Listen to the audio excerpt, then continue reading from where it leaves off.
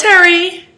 Hello, Lilou. How are you today? Awesome. I'm so excited to connect with you through Skype thanks to the magnificent Wayne Dyer that is, as most people know, this international, well-renowned author, but most of all, this beautiful soul and heart. And he's one of your best friends. He changed my life. Absolutely. I adore him. He's such a special man. He's an inspiration for a lot of us, and you're a retired cardiologist from my understanding, an author and a speaker, and there's this new book coming out in July, mid-July, with A House that I would love to speak with you about, because I think a lot of people can benefit from this conversation, especially right now with all the changes the earth is experiencing and everything we're going through. It's called No Storm Lasts Forever. Is that right? I'm excited about it coming out. Actually, it was Wayne's idea. It's Wayne's fault we're having this interview. The one that suggested that I journal. About 3 years ago, my daughter, Maddie Rose, came in from Chicago where she was teaching. And I was up in my office doing some work, and she came into the office. And you know, it's a parent's sixth sense when you feel that just something's not quite right. And I sensed that with Maddie, and I asked her, I said, honey, what's up? And so she came around my desk, plopped herself down on the floor, and put her arms up on my knees, and she said, you know, Dada. Now, mind you, she's 27 years old and still calls me Dada. You know, Dada, I always thought that the older I got, the more control I assumed over my life, the easier life would become. And then with a single tear trickling down her cheek, she kind of sighed and she said, but you know, Dad, it's just not working that way. And I pulled her up into my arms and started rocking her as I had for 27 years. And I paused for a long moment because I knew that my answer was going to be an important one for her. And I said, you know, sweetie, I don't think life is supposed to be that way. I think that if we are to progress, if we are to grow spiritually in this thing called life, then we're going to have to face greater and greater obstacles. And it's only by overcoming those obstacles that we grow. And I shared with her a quote from the Kabbalah that says, the falls of our life provide us the energy to propel us onto a higher path. And I shared with her that it's the falls of our life, the adversity, the obstacles that come our way, that really define who we might become. And it's only through enduring that sort of thing that we grow. And I ended the conversation by kissing her on the forehead, and I said, you know, honey, you really should be grateful for the crap that comes your way. And I left her with that thought. The next morning at 6:40, I received one of the worst phone calls a parent could get. The grave voice on the other end of the line informed me that our son Tyler had been involved in a car accident. And he was in the emergency room, and the injury he sustained, he had shattered his neck. And then came the dreaded words, your son is quadriplegic. You know, as a parent, you just can't imagine. You worry about those sorts of phone calls, but you can't imagine the impact of those words. And I had 20 seconds of denial. Being a physician, I knew where we were going, what was going to happen. They were getting ready to life flight him to Denver, Colorado from direct.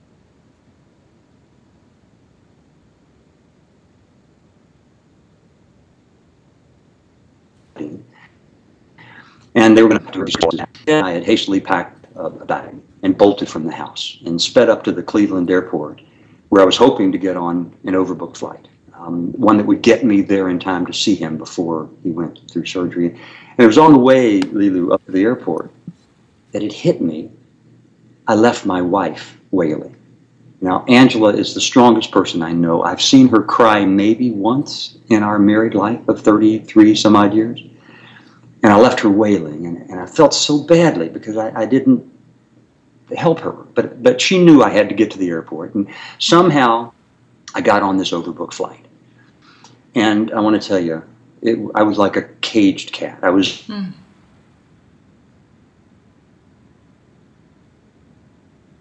a window seat, and my mind was in my head. And I remember feeling like I was in the middle of a hurricane. And it was loud, and it was whooshing, and it was cold, and I kept looking down into the funnel of this hurricane, and it was dark, and it was frightening. And I remember Lilou praying harder than I had ever prayed in my life. Mm-hmm.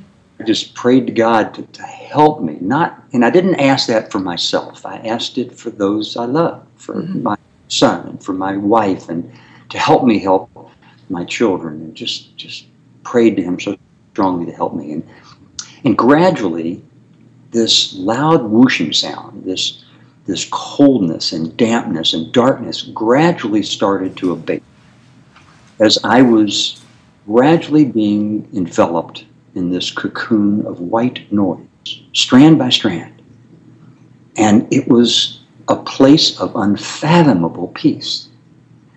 And I can't tell you I heard the voice of God, but I heard the message from God. Mm-hmm. When he said, Terry, don't worry. You can do this. And I said, I don't think I can do this. He said, you can do this. And I said, but how? How do I do this? And he said to me, everything is in perfect order. Everything. Just yesterday, you shared with your daughter truth. You shared with her the wisdom of the universe. You can talk the talk, but now you've got to walk it. Mm-hmm. And again, I said, but how do I do this? And he reminded me that everything is in perfect order, even this. And then, Lilou, the most profound thought came to me, and I'm sure it was from the divine, when he said, treat this as if it was something you had chosen. Mm-hmm. Mm-hmm. As if it was something I had chosen. Now, why would I choose a tragedy such as this? Why would I possibly pick something like this that was life-altering? And what lessons could be conveyed from or hidden within this turmoil? Why must our family endure this sort of agony? And these were questions, Lilou, that just scrolled through my mind over and over again. So it was a profound, eye-opening experience that changed the course of how I would undergo this, how I would endure this, how I would navigate through it, and how I would help my family navigate it through.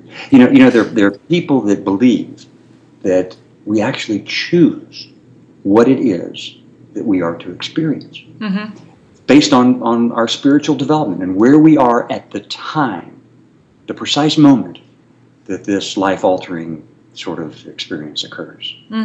What our spiritual development needs. And, you know, the lesson that is in this for me is different from the lesson that's in it for my son or for my wife or my children. So how would you say, having said that to yourself and really embracing the experience and understanding that it was always in perfect order, how do you think that has changed? Can you tell us about the results, or how from that moment you started living your life and how you have been ever since? Well, you know, my dear friend Wayne often says, when you change the way you look at things, the things you look at change. And in that nanosecond, when God shared with me his wisdom, everything changed. Everything changed.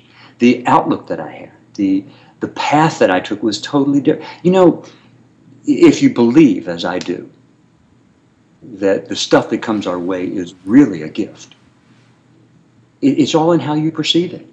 You know, you can either accept the gift or you can resist the gift. And by resisting the gift, the suffering compounds. And I'm not telling you, Lilou, that I've been happy and peaceful the whole time. I haven't been. But it's the way that I perceive it and the way that I explain it, and hopefully through living it, have demonstrated to my family, my friends, my son, that there is a way to go through this without being in agony. That's really go ahead. Yeah, I feel that once we embrace things like that and there is gratitude, there is miracles that can happen. And that's why I was wondering how what are some of the examples or some things that you feel are possible in this space? Because it feels like this is when spirit is totally unleashed and we become divine beings and we're capable of healing and of really miracles on earth every day.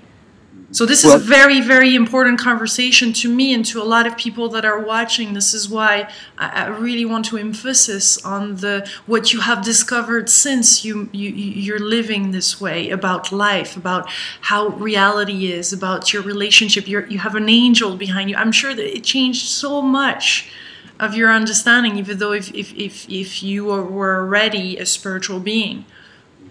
Well, you know, it's interesting. Life has a way of preparing you. I've been in this preparatory stage for a number of years. I really just didn't realize it, to be honest with you. But you know, the angels, as a matter of fact, my wife has always invoked the angels,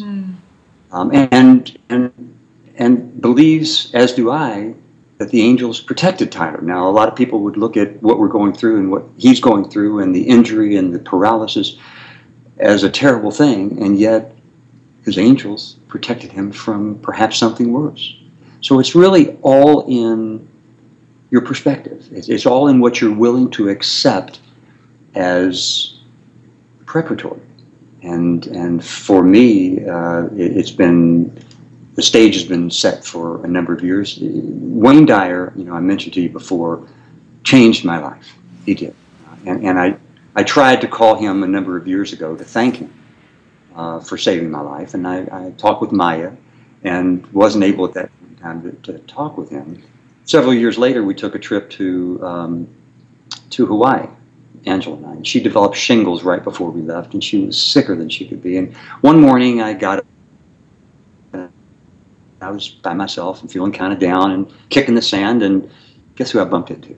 Wayne Dyer. And so that was not a mistake. That was not an accident. It was destined. And Wayne, I think of all the people in the world, all of my teachers, Wayne Dyer has had the greatest impact on me. And he's the one that actually helped me the most in preparation for my life's journey. I love what he explained to me when I was interviewing him on Maui, and this is the same thing that happened, I believe, on the beach with you, is that he really dedicates his life to be at service, to live every day, to give of himself fully. And when we did the interview, he said, Spirit told me to do this. I usually say no to interviews. He said, I knew I had to do this one. And all his life, he walks in the morning early on the beach, but he lives it. And I feel this is testimonials of near-death experience also with Anita Moriani gives testimony of this. Like, we are, if we walk as not invincible beings, but as the full spiritual beings that we are, and just being of service, I mean, what else is there? What else is there to be there for other people every single day? You're right, you're right. You know, actually, one of perhaps the most profound thing that I have learned from this experience is that living within each of us are two beings. One being is grounded in the physical plane. It's limited, it's fractured. It can be irreversibly altered by disease, injury, and even by our thoughts. It's the immortal self. It's the self that feels pain. The other self is the spiritual self that resides in a place of much higher consciousness. It's an immortal self. It's a living self. It's the true, authentic self. And what I think what I'm describing is what you just did. You know, there is the physical aspect of our being that we must go through, we must endure, and my physical self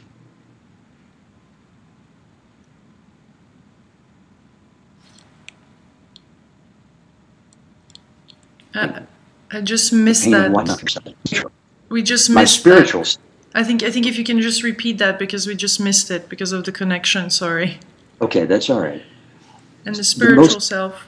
Yes, the most profound thing that I've discovered is this spiritual self can transcend above the physical plane. And in a place of non-judgment, in a place of no agenda, can calmly observe what's happening on the physical plane. Now, I'm able to transcend above the quagmire and observe Tyler as he goes through his experience, and observe my wife. And the strange thing, Lilou, I can even observe myself going through the physical plane, but I'm watching it from a place of transcendence, where I'm not interacting with it, I'm just observing it. So, you know, when you hear Wayne say that, you know, we're not human beings having a brief spiritual experience, we are spiritual beings having just a transitory physical experience. And although it's painful in that physical plane, if you can find the path to that transcendent place, that place of peace, it's a place, it's where healing occurs. You know, I'm a retired physician. I used to think, you know, beating myself on the chest that I could cure anybody. I realized after I retired, that's not the way it works. Healing occurs in a place that I never imagined until I allowed it to enter my being. Tell us more about the healing. How do you think it occurs, and what is needing for healing to take place? Well, you know, as physicians, we think that we're in control. You know, I graduated from medical school and trained at the Cleveland Clinic, and I came out thinking, as most of the guys did, we can do anything. And we really almost could.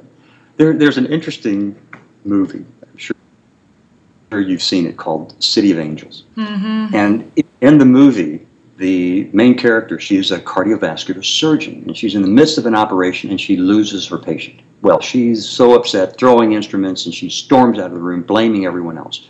And she ends up in the stairwell, and she's sobbing. And her guardian angel is in the stairwell with her. And she's saying to God, you know, I've done this operation the same way 1,000 times. What happened here? How come I lost this patient?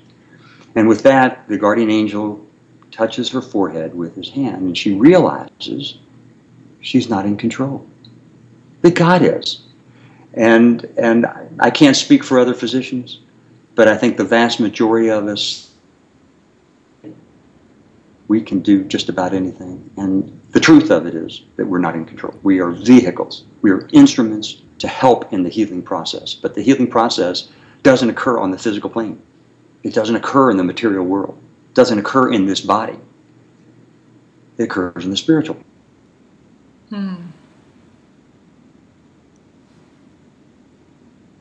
We lost the connection a little bit. Where growth and healing, where growth and healing are manifest. I just interviewed, I just came back, I'm doing this Juicy Living tour across Europe right now, and I just came back from Switzerland, and I was interviewing this beautiful, just beautiful, magnificent, radiating Swiss man, and he works close to handicapped people.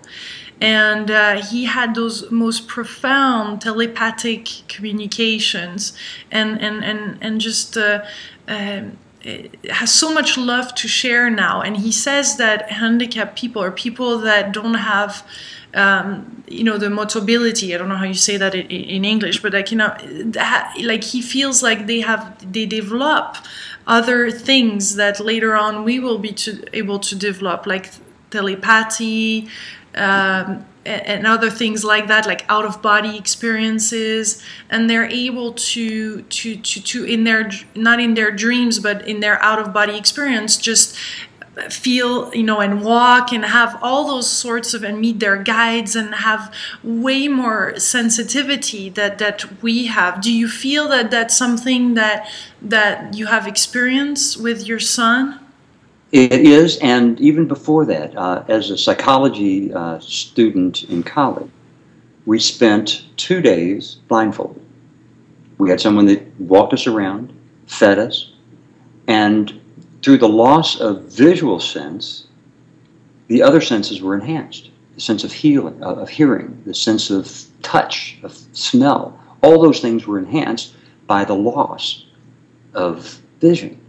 And I think you know, the same could hold true for any sort of disability, whether it's a physical disability, an emotional disability. It opens the door. It's the gift that I was describing. It opens the door for a growth that would not occur otherwise. And, you know, in Tyler's circumstance, you know, he has the potential to grow immensely from this. And I know that at some point he will. At some point, the light is going to come on. I'll share with you, Lilou, a story. When I first went home, we were in Denver for 4 months with Tyler in rehab.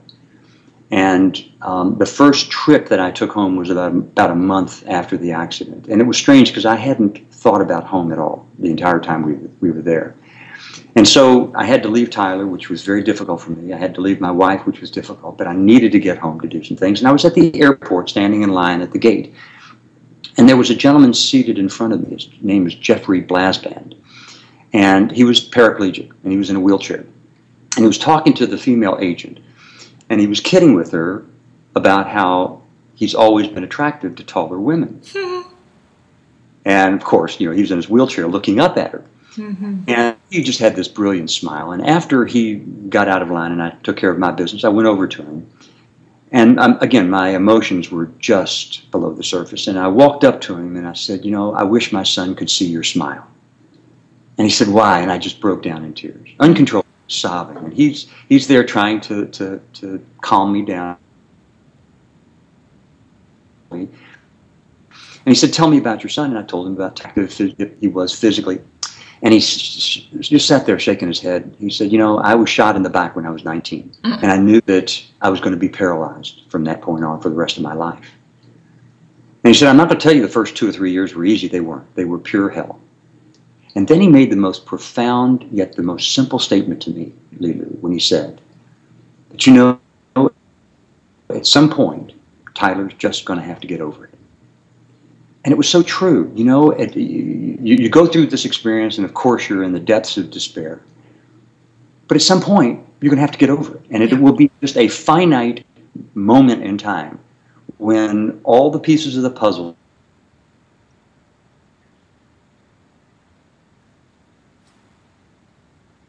to you, when you finally see the you know, when a person experiences an injury such as this, there's a period of time where you just have to let things settle. You know, it's like the gap that they talk about in music. You know, we rush through the notes to try to play the next note without allowing that gap, that pause, to fully develop the music. And that may take 3 years. That may take 10 years. It may take a lifetime. It may never happen in this lifetime. But there is time that is needed to allow all of the information to sift into your brain and in your heart. And the quicker we can move into this gratitude, into recognizing that this is actually a gift, that we were meant to live, there is this healing, there is this another possibility that comes. There is possibilities we cannot think of from our analytical side. Precisely. And that was God loving what Wayne has conveyed to Tyler a number of times. You know, you're so much more than your body. You know, if God forbid this sort of thing were to happen to me, I think I would be able to handle it. I don't know. I know it would be difficult. But for my son, who's, you know, was 21 when this happened, and everything that defined who he was a phenomenal guitar player, a drummer, he rock climbed, he, you know, snowboarded. All those things are no longer there, but they are, but in different ways. In different forms, yeah, because from my understanding, especially after interviewing this man on handicapped people, he was just saying how they travel out of their body and experience the whole world and do things that they would have never dreamed to in other dimensions, and it's just really, really natural and so exciting, and a whole new world has opened up. But I guess, I mean, there must be so much mental limits and frustration and all of that, and to come over before coming into gratitude. Well, you know, in the book A Course in Miracles, there's a segment in there that says miracles are always there. It's when they aren't there that something's terribly wrong. Most of us, don't think, either take the time or have the capacity or the desire to realize those miracles are there regardless of whatever else is happening in our lives. That they abound. It's just a matter of recognizing them. And often, as you know, you have to hit rock bottom. Yeah. Hello? We just lost the connection. Hello? Change the yeah. thought. Yeah, I'm still here. Sorry, okay. we just the connection is quite bad, and I apologize for everybody watching, but sometimes there's just those little gaps. So, but the whole conversation comes together, and I'm sure people will be patient with us here. But we can definitely see and hear properly. It's just those little instances where this is so wonderful. So for you, death doesn't exist. There's not such a thing as death. No, there isn't, and you know, it took me years to get to that place. You know, as a physician, a cardiologist, I dealt with death all the time. I've observed maybe over 1,000 people as they were dying. Most of the time, I was frantically trying to keep them from doing so. I had this one patient, her name was Audrey, beautiful lady from South Carolina, and I'm from Kentucky, so we always had this common bond of being from the South. Mm-hmm. She had a very, very sick heart. And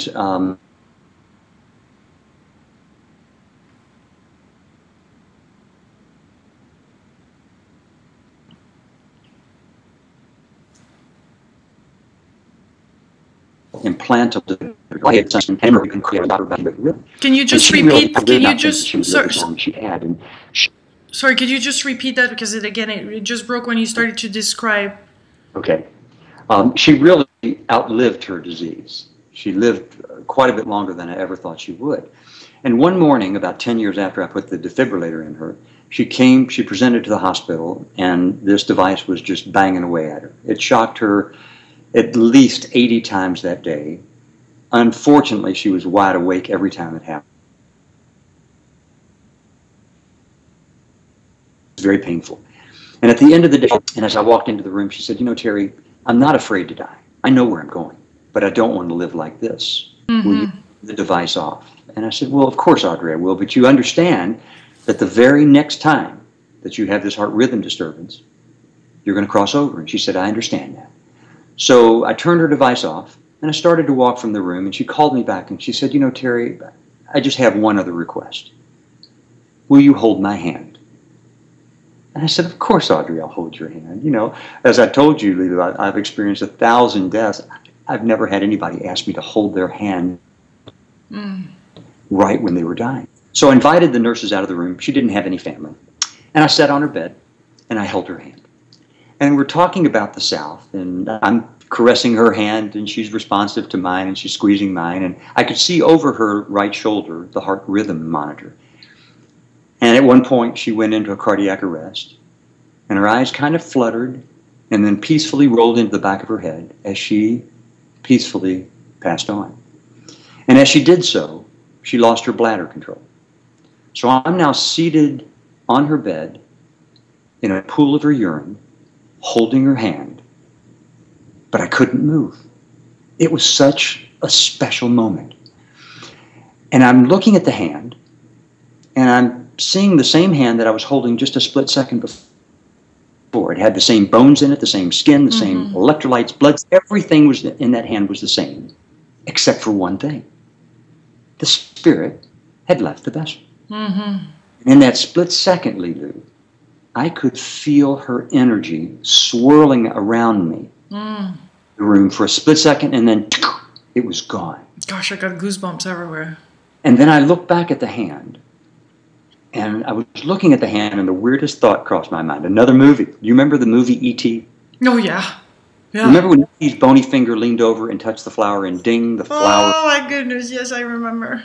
Touched it again, and ding, the flower came back to life. Yeah. It hit me that God had just dinged her. Now, we think we know a lot in medicine, okay? We don't know squat. I'm going to go on record. Doctors don't know squat. And here's why. The one thing we do know is that energy doesn't die. It transforms. So from the moment God dinged her out of that vessel, for eternity, that energy exists forever. Much as I believe that energy existed before we were dinged into this vessel, for eternity that way. So if you buy that, eternity that way, the time that we're here is infinitesimal. Not insignificant, not inconsequential, but infinitesimal. And it taught me a totally different way, a totally different paradigm of thinking about life, death, and are either of those real? And I do not believe that there is anything such as death. It's a transition. Now, where you go, where that energy goes, depends on what church you go to or synagogue or mosque or your personal belief.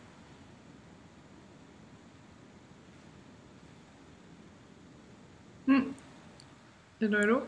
But that energy, I'm still here. Yeah, sorry, it just disconnected. But that energy? It exists forever. You know, I've read perhaps 30,000 EKGs, the electrocardiogram. Have you ever had one? No. No. Well, what we do is we put leads on the chest, we put leads on the arm and the leg, and the electrical impulse from the heart is the strongest electromotive impulse in the body. Okay? It travels from the heart. When the heart beats, it sends this electronic message out where it's picked up by these leads. It travels, Lilou, at the speed of light. 186,000 miles per second is how fast the heartbeat travels to those leads. Now, what I never thought about in reading those 30,000 EKGs is what happens when that impulse reaches the lead on the leg or the arm. Does it stop there?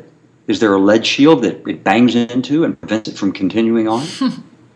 The answer is no. It does continue on and on at the speed of light, 186,000 miles per second.